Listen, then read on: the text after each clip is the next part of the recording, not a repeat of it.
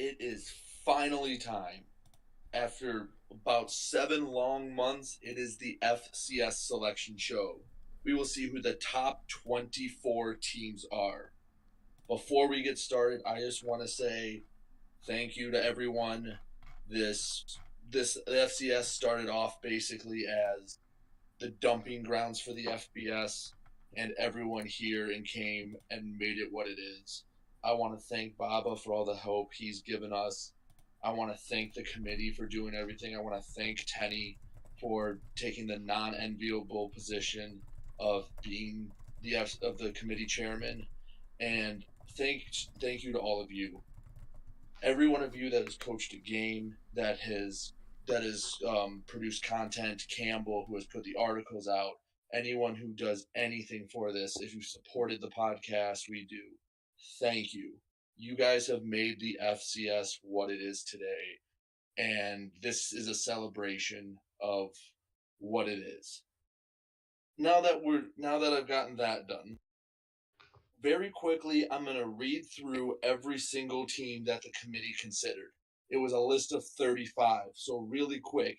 These are the teams that the committee looked at to put in the playoffs in alphabetical order: Bethune-Cookman, Brown, Butler, Cal Poly, Campbell, Central Arkansas, Charleston Southern, Chattanooga, Columbia, Dayton, Delaware State, East Tennessee State, Eastern Kentucky, Eastern Washington, Hampton, Howard, Idaho State, Incarnate Word, Jacksonville, Jacksonville State, James Madison, McNeese State, Mississippi Valley State, Montana, Montana State, Northern Colorado, Northern Iowa, Presbyterian, Princeton, Sacramento State, Sacred Heart, San Diego, Southeast Missouri State, Stony Brook, UC Davis, and Yale. Whew. Those are all the teams that the committee was considering for the playoff. So, now, the time we've all been waiting for. The number one team in the FCS will be the Montana Grizzlies. They've been number one basically all year. The loss to Cal Poly doesn't change anything. The Montana Grizzlies stay at number one despite losing the Big Sky Championship. Now, for the number two team in the FCS playoffs, Cal Poly, the winners of the Big Sky. They jumped to number two. They took down Montana. They had an argument for number one, but just couldn't quite get there. But they are a number two team, and they're going to be one of the tougher teams to beat. The number three team in all of FCS will be the Princeton Tigers. Not a big surprise. Ivy League champions. They had a very strong resume. Many thought they could jump to number one after their win against Yale on the missed extra point. Now here's where things start to get interesting. The number four team in the FCS will be this is Sacramento State, who comes in with an impressive 10-2 record. You know, their worst loss is to the number two Cal Poly. They have beaten a very good San Diego team who could very well have a bye. That's no team to slouch on. Number four is Sacramento State. Now on to number five. It will be San Diego. The team that Sacramento State beat very well could have been the difference. San Diego went 9-3 with wins. Another team that has beaten Cal Poly. Very, very solid team. Only 3 spots left for a bye, and many teams are still available. Number 6 in the FCS playoffs will be the Mississippi Valley State Delta Devils, a team that struggled down the stretch, had a very good start to the season, beating Montana State. They lost to Bethune-Cookman. They lost their conference championship game to Western Kentucky. But that early resume building is probably what kept them in the bye, and they are the number 6 team in the FCS. Now on to number 7. The Northern Iowa Panthers, the Great Plains Conference champions. They beat Dayton to take this spot. A very solid team, one of two teams in the FCS with 11 wins. And that leaves a few teams left for number 8. Many teams think they can have it. But who will be number 8? The Dayton Flyers. So many teams that thought could have it, like Chattanooga, Eastern Washington, did not get it. Dayton did lose to Northern Iowa after beating Drake the week before. So there is your top 8. Montana at 1, Cal Poly at 2, Princeton at 3, Sac State 4, San Diego 5, Mississippi Valley State at 6, Northern Iowa at 7, and Dayton at 8. Those teams will have a bye in the first round. Now, here's where it starts to get more and more interesting. Let's move on to the matchups. We will start with the 16-17 matchup, the winner of which will play Montana, and it is Brown versus Idaho State. Idaho State, a team that thought would to be on the bubble the week before. Brown, a team a lot of people had high hopes for, but kind of teetered out near the end. Either way, that's not an easy first round matchup for Montana. If you remember, Montana had to beat Idaho State on a Hail Mary coming in at the very last second after Idaho State tied it. Now, the 15-18 matchup to take on the Cal Poly team. Eastern Kentucky and Hampton, 3 conference champions. Eastern Kentucky won the Dick. A lot of people think they are the scariest team out there. Hampton, a team that was going strong for a long time. They were rolling off wins, but many people were discounting their resume because of the quality of those wins.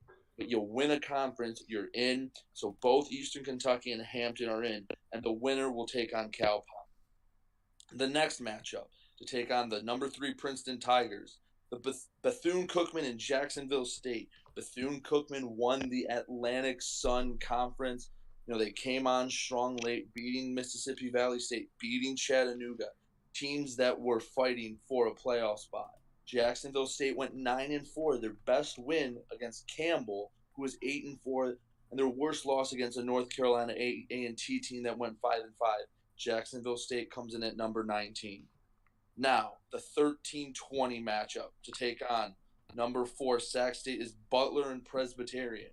Presbyterian, the team that has 2 coaches. A lot of people think they're going to be a tough out because of the 2 coordinators.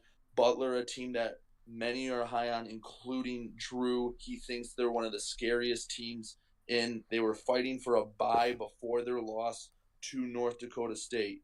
Butler versus Presbyterian will play to take on Sacramento State. Now let's see who's going to play for the right to play San Diego.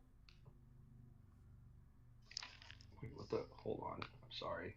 No, it's good. Just build suspense. But no, Presbyterian was a conference championship. They won't let you forget it. I think they're a very good team. But anyway, to see who plays San Diego, Eastern Washington and Northern Colorado. Eastern Washington, one of the most divisive teams in the FCS, along with Northern Colorado, a pair of Big Sky teams. And it's going to be very interesting to see what's going on in order to see who, if they're real or not. Eastern Washington has had many coaches, and now they're going on to face the winner of that game will face San Diego, who will be playing for the right to play Mississippi Valley State. Chattanooga and Incarnate Word. Chattanooga and Mississippi Valley State played week 1, so that could bookend one of their seasons. Incarnate Word won their conference championship. They won the Southland. However, their best win is only Houston Baptist at 4-3. Chattanooga, a team that was vying for a bye but couldn't quite pull out the conference championship week win. Now, for the next matchup, the 23 seed and the 10. Yale and Stony Brook. Stony Brook won a game last week live on the late night FCS show. They're taking on Yale, a team that just lost a heartbreaker, an absolute ball kicker to Princeton last week in the Ivy League championship. Those two teams will play to take on one of the few 11-win teams in northern Iowa. Now, for the final matchup, the 9 versus the 24. Montana State and Delaware State. Montana State, another divisive team. A lot of people thought having 5 losses might not be enough to get a bye, and it was not. They are the first team without a bye. Delaware State, a team not a lot of people are high on. Why they have the 24 seed. They were a conference champion, and that's why they are in. They don't win the CAA, they are not in, and they will play to take on the Dayton Flyers. So there you go. There is the entire FCS playoff bracket. Now, do we have the first 4 out? The first 4 out graphic. Hold on. Yes.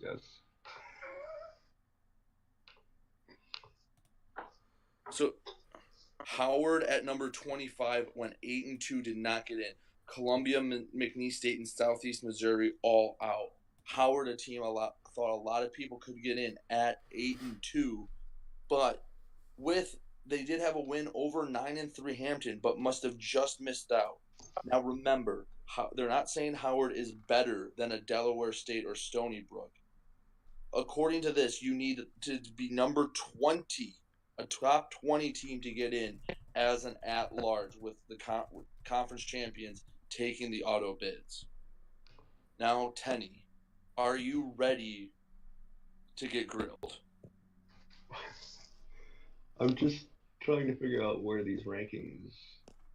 Yeah, they're right. I can get grilled if he's still busy. Well, the only thing I noticed is you good? Yeah. Wait, Butler. Oh yeah. Do you guys want me to post them? Well, no. We'll wait because we still have a little bit of talk to go. Don't want to detract. So what we're gonna do now is I'm gonna interview Tenny. If you guys have questions, put them in the chat. I will try to get to you. And there was one where the seeds were wrong, but the matchups were correct. So that's just a numbers issue. That's who you're playing, and the seeds are just wrong. At least that's how I understand it. So who do you guys think got in? Should Howard have been in? Should other teams have not have been? What is the chat thinking right? Did someone get screwed? Should someone have had a bye? Who was ranked too low? Who was ranked too high? Columbia got snubbed. Okay. So I see where so on the bracket, the Butler Presbyterian and Eastern Washington Norco games, those are switched. So Eastern Washington Norco play Sac State, and then Butler Presbyterian play San Diego. Okay. That was. All right, Tenny, are you ready? Yeah. Okay. Right off the bat. Wait, hold on. Let me post something. I'm gonna post this in the channel real quick. If anyone wants to do a bracket challenge, we have one. And if people could stop paying me, that would be great. All right, are you ready? I'm ready. Why not Howard at 8-2? Why were they not in Why were they not in? Well, it was a close one between Howard, Northern Colorado, as they were the last team in. As you guys know, Howard was in last week, but Northern Colorado had a great win this week against Dartmouth, and that was just enough to push them over. Howard's a team that they have a ton of wins, but they really played nobody. Like I think they had 6 games against teams ranked over 100, so they just didn't have the quality, and they didn't have enough good wins to get them over. So, okay, now talk to me about the buys. That was probably harder than the last team in. Dayton sneaks in at number 8. I think a surprise team for many. Why not Montana State or Chattanooga? Why not any of those teams? And or Yale even? Why Dayton? So I mean, they all have great resumes. They all have lots of good wins, but really it came down to both Yale and Montana State just having those 5 losses. And like as tough of a schedule as they played and as many good teams as they beat, like you got to factor those losses in at some point. And Dayton had a great season. They were 7-3.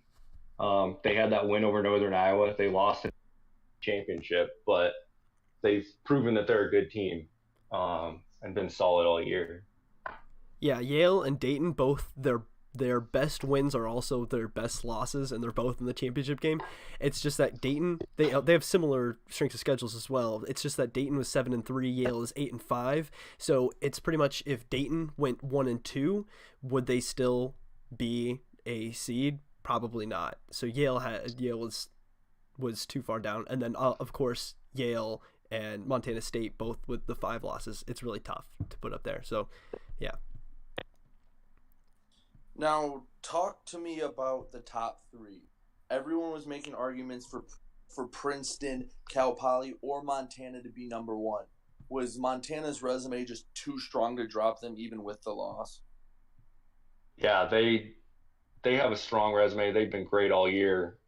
And I mean, everyone looked at it hard, and it was actually a unanimous decision to keep Montana 1, Cal Poly 2, and Princeton 3. They just have so many great wins, so many top 10 wins, top 15 wins. I'm trying to pull up the team sheet, but it definitely got closer, but it was still enough for us to keep Montana at 1. Was any of Columbia, McNeese State, or Southeast Missouri State even considered, or were they just the best of the rest and never really had a real shot of making it in with the committee? Yeah, they were, like you said, they were kind of just the best of the rest, and like they just didn't quite show enough to really be in contention for that last spot. Howard was the only one that was really that close. But like I said, that win by Norco in the last week, or the week 13, is what boosted them over the top. Right. Okay. Who was the most divisive team within the committee? I mean, which team did the committee just struggle over where to put them? I think we talked about this last week on the show. I don't think it's changed much. What was that? It was like McNeese or something. Oh, well, maybe it has because McNeese is out. But I'm trying to. I'm trying to rack my brains as well. I know that we had a big debate at the end here, sort of like Hampton. We had in one of the rankings, we had some people putting them at 2. We had some people putting them at like 6 and 7. Now explain how you do your rankings real quick. That for is those who don't know. Good idea. Tenny, you're better at describing it than I am. So the way we do the rankings is once we have our pool of teams, everyone picks their top 6 teams. And then the top 6 teams from that vote go into a ranking vote where we rank them 1 through 6.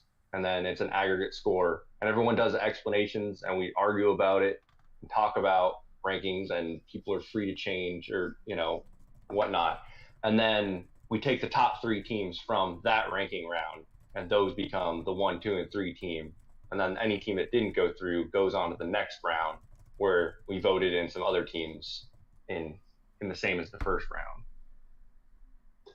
Okay, so now to go back about Hampton, what area were they voting them in, and where was the decisiveness at? So I'm looking. So right now, if we were between the ranks of 15 and 19 was where this was, and so 2 would be 16, and 7 would be not even 19. I think that's near the bottom of the. 7 wouldn't even be a playoff team because of the buys. So there was a lot of contention there.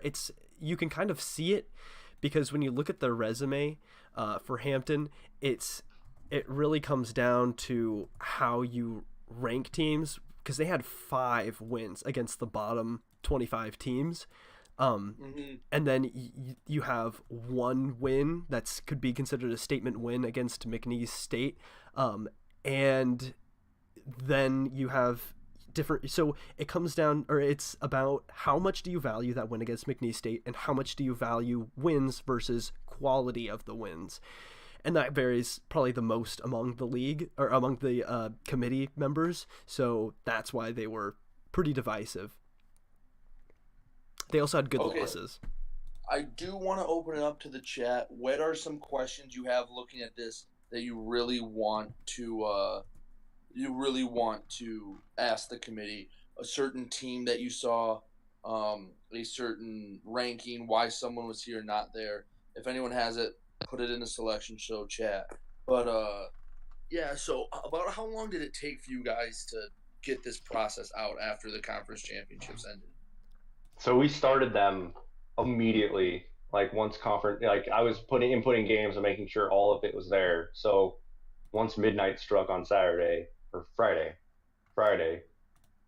Yeah. we immediately got into it. And it's what 5 days later. It's we usually get 1 or 2 rounds of voting through in a day. It was kind of tough with the holiday weekend. People were out enjoying their lives, but um, but yeah. Sorry, I'm like reading pings as I'm. Yep. So the questions. So I know we had a vote on this before in the FCS, but was it hard to let yourselves have so many Big Sky teams on one side of the bracket? Did you consider trying to change that at all, or did you not even look at that when it came to rankings? I can take this. So Yeah. Oh, yeah. Go ahead. we looked at, or we decided earlier in the year, as you know, to not change around the rankings to avoid matchups and stuff. But it just sort of happened that way. I don't know if anybody was really tracking it that much. It just we all just kind of looked at it for a second and were like, hey, there's gonna be 6, 7, maybe I don't think eight, but it's gonna be 5 or 6, 7 Big Sky teams all on pretty much the same side of the bracket. The only reason that Cal Poly's on the other side is because Montana and Cal Poly were 1-2, and it sort of has worked in our favor because we were gonna have to decide, or since we have sites for all of the semifinal, or I think quarterfinals as well, and then the championship. It's worked in our favor because most of those teams are out west, so we can put those teams in the west. But no, it wasn't. We really didn't discuss it. It was more of just kind of a and we'll see how that plays out. There's going to be a lot of intra-conference drama. I'm excited. Yeah, we honestly didn't even really notice it until we started ranking like those teams.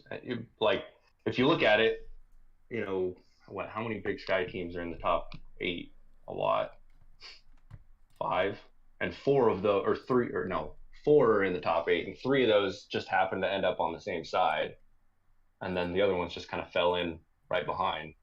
It's kind of interesting. We're going to see a lot of rematches. Okay, is there any other questions for the committee, or can we start talking about more of the matchups and more of who they like in what districts or regions? Does anyone else? Why EKU make such a big jump? I believe they were pretty low last week. They made a 9-spot jump. They were 24. They were the 24th team last week. I mean, they had a great win this week over what was previously number 3 Mississippi Valley State, and a lot of those other teams that they did jump didn't play this week. Like Brown didn't play, Jacksonville State didn't play.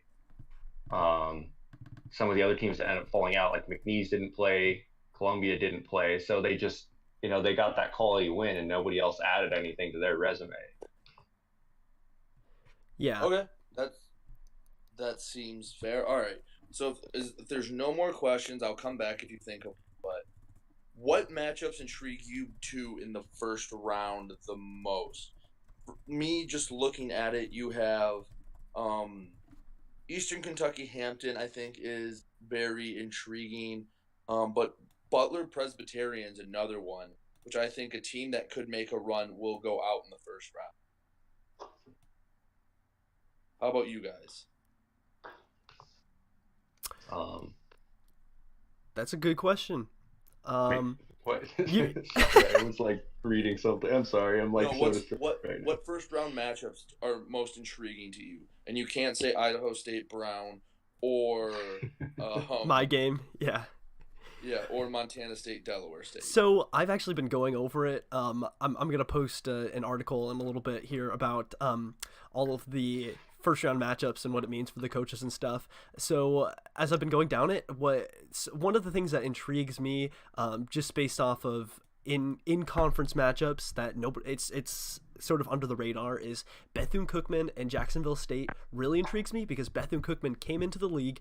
They Jocks their first game was against Jacksonville State and they beat them.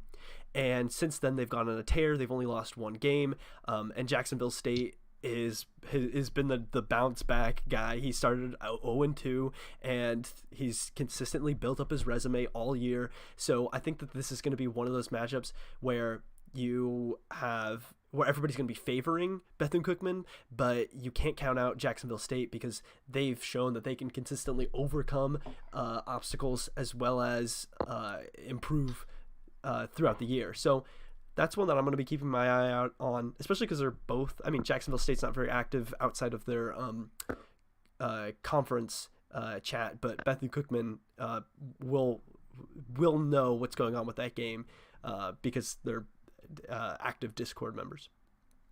Okay, and one more question about the rankings, Tenny. 21 through 24 were all conference champions. In fact, of the bottom 10, only 4 were not conference champions. Of the 21 through 24, do you think any of those teams would have made it, just assuming they weren't a conference champion and had the same record? I mean, Presbyterian was probably the closest one to being in just on merit alone. I mean, in some of our previous rounds of voting, they were in the discussion, but they definitely needed that extra win. I mean, I'd say maybe with that win, like if it wasn't a conference championship auto bid, they possibly would have been in. But really, a lot of those teams come from very weak conferences. All right. Well, I don't think we have too much more, but I'll throw a few more questions out. I have one thing I'm going. Oh wait, hold on. Never mind. Keep going. Who do you think? What double-digit seed do you think has the best chance to make a run, both with matchup and just how good they are? I mean, I feel like the easy pick on that is Eastern Kentucky. Right, but they did draw number 2 Cal Poly. That they made such a big jump. Had they been at, let's say, number 18 or 19, they would have had. If they were 18, I believe they would have had. Oh, they would have had Cal Poly again. So, well, I guess not. But yeah, Eastern Kentucky's an easy pick. Yeah, they were kind of in that range where they were either going to get Montana or Cal Poly in the second round. I think Cal Poly is a more favorable of the two to pick, just because of how dominant Montana's been all year against good teams. We won't talk about Weber. All right. Well, it looks like everybody's kind of moved on, especially with the game starting. So we'll close this down. I'm going to post up the mega bracket. I can't say mega bracketology anymore. We're going to post up the mega bracket here. You'll get a look at all of those, and we can discuss it in there. Brady, do you want to close this up?